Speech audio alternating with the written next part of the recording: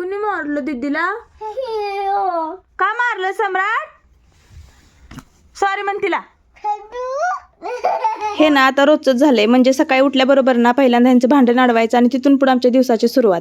आणि कामाचं तर काही मग विषयच नाही लवकर. आणि जर त्यांना चुकून हुकून इग्नोर केलं ना तर मग ते पोरग तिला धुतय आणि मला येऊन सांगतंय परत. म्हणजे हे कसं झालं, मूर्ती लहान आणि कीर्ती महान. मोठी म्हणजे एवढी पण मोठी नाही, तिला पण 4थंच वर्ष चालू आहे, ती पण छोटीच आहे. पण ते असं होतंय नाव की छोटं बाळ जर झालं त्यानंतर जे मोठं बाळ असते त्याला आपण मोठंच म्हणतो कायम, तसंच मग त्याला नाव पडते. आणि मग काय मी पण तिलाच ओरडते कारण ती मोठी आहे म्हणून तिलाच ओरडावं लागतं. आणि कालचा जो मी आळस केला होता का नाही त्याच्यात दुप्पट आज मला काम पडलं होतं. कारण आज ग्रहण होतं ना, त्यामुळे मुलांना जास्त लक्ष द्यायचं होतं. दिवसभर अजिबात बाहेर काढायचं नाही, बाहेर खेळायला पाठवायचं नाही, असं सगळं काय. त्यामुळे ना घरातच दिवसभर घेऊन बसले होते. कारण मुलांच्या बाबतीत ना हलगर्जीपणा नकोय असं मला नाही, त्यांच्या पप्पांना वाटते. त्यामुळे ना दिवसभर मला फोन चालू होता की मुलांकडे लक्ष दे, काळजी घे. म्हणून ना मला हे सगळं करावं लागलं आणि त्या पोरांना घेऊन घरातली कामं पण सगळी आवरावी लागली. आणि ह्या मुलांना सांभाळणं का नाही लय अवघड आहे. मला एवढी प्रॅक्टिस असताना पण मला अवघड गेलं. ह्यांच्यापेक्षा ना 2 गुरं सांभाळली असती तर बरं झालं असतं असं वाटलं मला थोड्या वेळासाठी. मग काय रात्री 7 वाजता ग्रहण संपल्यानंतर ना ह्या दोघांना आंघोळ घातली आणि इथं तरी शांत बसा की रे, इथं तरी शांत बसा असं वरडून ना पाक माझा घसा बसला, पण ही काही शांत बसली नाहीत.